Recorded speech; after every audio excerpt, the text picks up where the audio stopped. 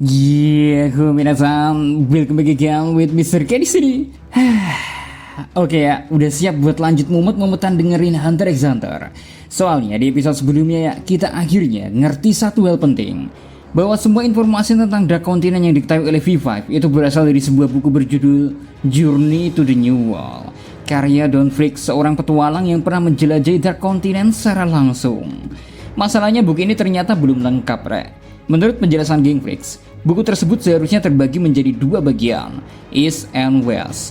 Dan seluruh informasi tentang sumber daya alam yang dimiliki V5 semuanya hanya berasal dari bagian timurnya. Lalu bagian baratnya, tidak pernah ditemukan.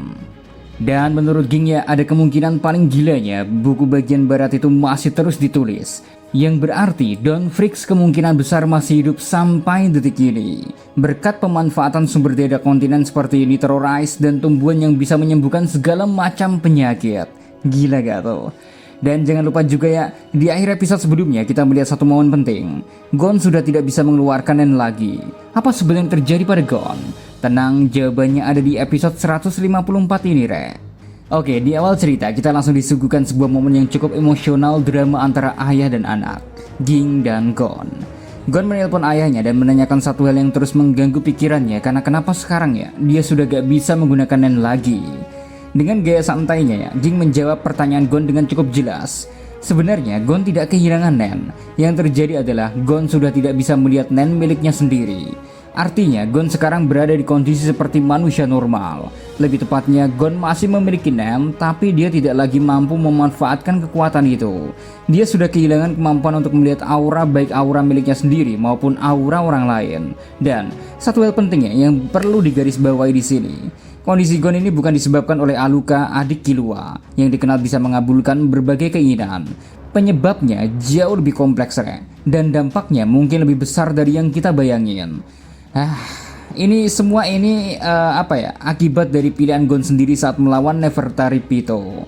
Di momen itu ya, Gon menggunakan seluruh potensi hidupnya, memaksa tubuh kecilnya menembus batasnya sendiri. Dia bahkan secara sadar bilang kalau dia sudah gak peduli lagi dengan kondisi tubuhnya. Yang penting dendamnya terhadap Pito terbalaskan. Dan ya, itulah harga yang harus dibayar Gon. Kita semua jelas paham ya, kalau gak ada yang instan di dunia Hunter ya. Segalanya datang dengan konsekuensinya. Untungnya ya, Gon punya ayah seperti Ging Freaks. Alih-alih menyalahkan atau meratapi keadaan, Ging justru menasihati Gon dengan cara yang sangat khas. Menurut Ging ya, kondisi Gon sekarang bukanlah akhir dari segalanya. Justru itu adalah kesempatan. Kesempatan buat Gon belajar apa yang masih bisa dilakuin dengan kondisi barunya. Aneh memang ya, tapi di saat yang sama nasihat Ging ini terasa dewasa dan menenangkan. Soal menasihati tanpa membuat anaknya semakin terpuruk atau down, Ging emang jagonya. Nah, setelah memahami maksud ayahnya, Gon pun kembali ke tempat di mana dia dibesarkan sejak kecil, yaitu Well Island. Kembali ke rumah Mito-san bersama nenek Mito dan kehidupan sederhana yang penuh kehangatan. Di sini ya, kita melihat sisi Gon yang sudah lama gak kita lihat. Mencuci, memasak, makan bersama keluarga kecilnya, senyum yang tulus, kehidupan yang tenang. Seolah Gon sedang mencoba memahami kembali arti hidup tanpa kekuatan Nen. Nah, dari interaksi Gon dan Mito-san ini ya, kita juga kembali ingatkan satu hal. Ging Freaks itu mungkin gak cocok jadi ayah, tapi lebih cocok jadi paman. Karena sekarang ya, Gon sedang berada di fase dimana dia benar-benar kehilangan arah. Tujuan besarnya bertemu ayahnya sudah tercapai, dan di saat yang sama dia juga kehilangan kemampuan untuk merasakan Nen. Bahkan ketika dulu bertemu Ging di pohon tertinggi, Gon sebenarnya sudah gak bisa melihat aura Nen ayahnya. Kalau saja kemampuan itu masih ada, mungkin ceritanya bakal berbeda. Tapi ya, nasi udah jadi bubur, Pak. Untuk sekarang ya, Gon harus menerima takdir sulit ini dan fokus menjalani hidup normal sesuai tuntutan Mito-san yang udah dia anggap sebagai ibu kandungnya sendiri. Belajar, mengerjakan setumpuk tugas, menjadi anak yang baik dan penurut. Dan ya, bisa dibayangin sendiri ya, Gon yang biasanya bertarung melawan monster sekarang harus bertarung dengan kertas dan pelajaran. Pusing juga, bro.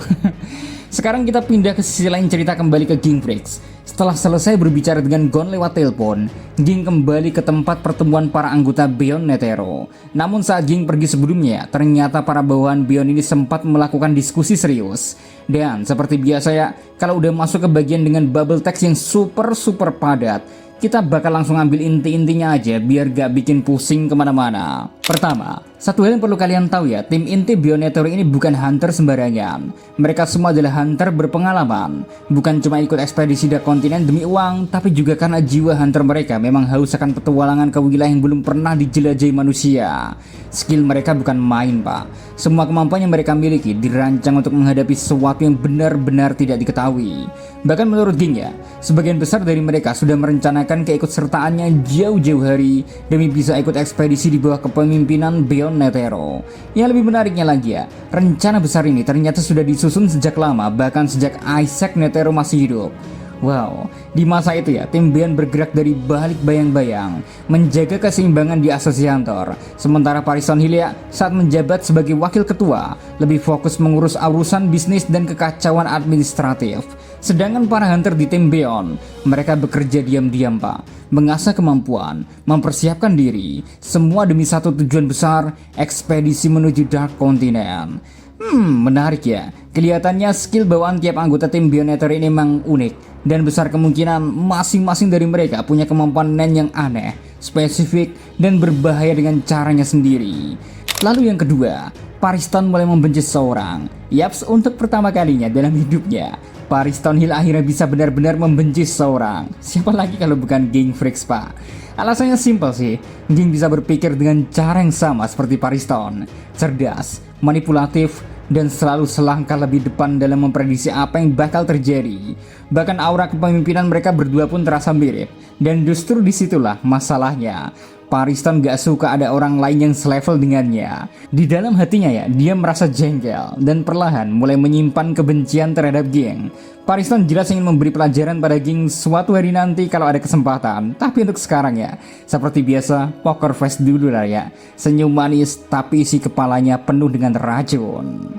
Lanjut yang ketiga ya, kekayaan yang luar biasa. Ya, ini real Pak, kekayaan yang luar biasa.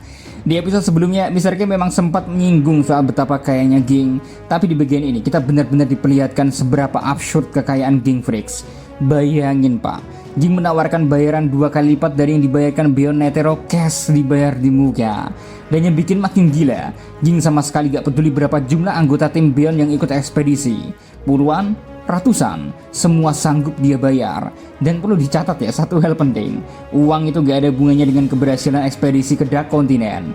Ging cuma minta satu hal, diakui sebagai nomor 2, tepat setelah Bionetero. Kalau dihitung-hitung ya, di panel ini dijelaskan bahwa Bionetero membayar tiap orang sekitar 1,5 miliar. Kalau dikali 2, jadi 3 miliar per orang. Ambil hitungannya, minimal aja misalnya 25 orang. Total uang yang harus dikeluarkan Ging ya, 75 miliar. Gila. Buat hunter kelas biasa mungkin itu terdengar gila ya. Tapi yang lagi kita omongin ini adalah Ging Freaks, yang mana bukan cuma jenius tapi juga kaya raya. Dan jelas ini bukan sekedar buang-buang uang. Kita semua yakin ya, semua langkah gila yang dia lakuin ini adalah bagian dari rencana besar, termasuk merebut posisi nomor 2 dari Pariston di tim Bion. Toh kita sudah lihat sendiri kan, saat pemilihan ketua asosiasi hunter, Ging seperti orang yang bisa membaca masa depan. Wow. Terus geser dulu ke momen lainnya. Kali ini ceritanya bergeser ke sebuah klub malam. Di sana kita melihat 2 wanita sedang bersenang-senang, menari, menikmati suasana. Tak lama kemudian, perhatian mereka tertuju pada seorang pria tampan yang mendekat. Obrolan ringan, minum bersama, sampai akhirnya pria ini berhasil membujuk kedua wanita tersebut untuk ikut dengannya ke sebuah hotel. Hotel itu bukan hotel biasa Pak, karena ternyata tempat tersebut adalah properti milik pangeran keempat kerajaan Gagin, Seritnitz Wigoro. Begitu masuk ya, kedua wanita ini langsung terkejut. Bukan cuma karena kemewahan hotelnya, tapi juga karena kekayaan, ketampanan, dan karisma sang pangeran yang terasa begitu kuat, cukup untuk membuat siapapun lengah.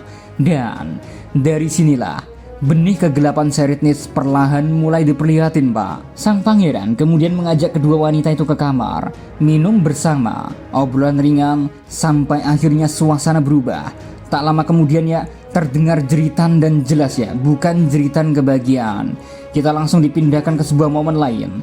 Pangeran keempat Kakin Seritnitz Wigoro terlihat mandi telanjang. Bukan momen santai tapi karena tubuhnya penuh darah sisa dari perbuatan keji yang baru saja ia lakuin terhadap 2 wanita dari klub tadi yang dibawa oleh anak buahnya. Disinilah kita benar-benar paham ya, Seritnitz bukan sekedar pangeran kejam. Dia psikopat sejati, seorang yang sama sekali tidak memandang manusia sebagai manusia. Bagi Seritnitz, seorang baru layak dianggap manusia jika memenuhi satu syarat, yaitu mengetahui nama Raja Kakin. Kalau tidak ya, di matanya, orang itu tidak lebih dari ternak makhluk hidup yang bisa disembelih kapan saja. Dan jangan salah ya, kejahatan Seritnitz tidak berhenti di situ, Pak. Dia bukan hanya membunuh, dia mencari kepuasan artistik dari tindakan kejamnya memperlakukan tubuh manusia layaknya kanvas dan menguji dirinya sendiri untuk tetap tenang di situasi ekstrim. Tingkat kegilaannya bahkan terasa melampaui kebanyakan antagonis sadis yang pernah kita lihat, bukan? Gila. Dan sekarang kita pindah ke Asosiasi Hunter. Di sana ya, Cidel sedang berbincang dengan juru bicara dari Physics. Tapi pembicaraannya jelas kontrak sepihak untuk Beyond Netero. Isi kontrak cukup keras, namun saat kontrak itu akhirnya disodorkan kepada Beyond Netero, reaksinya justru santai. Tanpa banyak protes, Beyond langsung menandatanganinya. Lalu apa saja isi kontraknya? Tenang, kita bahas pakai bahasa bayi. Pertama, Beyond Netero wajib tinggal di ruangan dengan pengawasan penuh selama 24 jam. Jika ia ingin keluar, salah satu anggota zodiak harus menemaninya.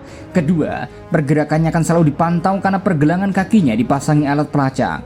Ketiga, seluruh komunikasi Beyond dengan siapapun akan diawasi dan direkam. Keempat, segala bentuk perlawanan terhadap Asosiasi Hunter dilarang keras. Kelima, apapun yang ditemukan selama ekspedisi Dark Continent sepenuhnya menjadi milik Physics. Keenam, membocorkan informasi apapun dilarang. Dan ada satu catatan pentingnya, jika Beyond melanggar satu saja dari kesepakatan ini, maka sepanjang hidupnya ia akan mendekam di penjara. Menariknya ya, Beyond Netero menganggap semua syarat itu wajar bahkan sesuai dengan prediksinya sendiri. Itulah kenapa, tanpa ragu, tanpa drama, ia langsung menandatangani kontrak dari Physics tersebut, Sebelum momen berpindah ke Kurapika ya, Beyond Netero menutup pembicaraannya dengan pihak Physics dengan menyebutkan 3 hal penting yang harus dipenuhi sebelum ekspedisi ke Dark Continent benar-benar dimulai. Yang pertama, qualification. Ini merujuk pada seleksi human power, siapa saja individu yang benar-benar layak dan diizinkan untuk ikut ke Dark Continent. Yang kedua, demands. Poin ini kemungkinan besar berkaitan dengan kebutuhan logistik, termasuk transportasi dan fasilitas yang akan digunakan selama perjalanan menuju ke sono. And last, contract. Persetujuan resmi hitam di atas putih yang wajib ditandatangani oleh semua pihak yang terlibat dalam ekspedisi ini, tanpa pengecualian. Nah, setelah itu ya, barulah kita berpindah ke momen Kurapika. Kurapika terlihat sedang berada di dalam mobil bersama Mizai Storm menuju Asosiasi Hunter. Di tengah perjalanan, Mizai melontarkan sebuah pertanyaan yang cukup sensitif. Bagaimana jika pangeran keempat Kakin Seritnitz Wiguro menolak menyerahkan mata milik klan Kurta? Baik diminta dengan baik maupun dipaksa, tetap tidak mau mengembalikan apa yang akan Kurapika lakuin. Jawaban Kurapika cukup mengejutkan. Tanpa ragu, Kurapika mengatakan bahwa dia akan menyiksa Seritnitz sampai semua mata klan Kurta itu dikembalikan. Aduh, masalahnya di pertengahan episode ini kita sudah benar-benar paham seperti apa kepribadian pangeran keempat Kakin. Dia justru menikmati siksaan ekstrim, bukannya takut. Yang ada jangan-jangannya Seritnitz malah menikmati penyiksaan dari Kurapika dan justru semakin tergila-gila dengan Kurapika. Aduh, pikiran Mr. K makin kemana-mana kan? Dan kalian gimana tanggapannya terkait kali ini, Pak? Silahkan cicit cuit di kolom komentar, oke? See you again next time. Adi segera melos. Stay safe everyone. Salam Animania.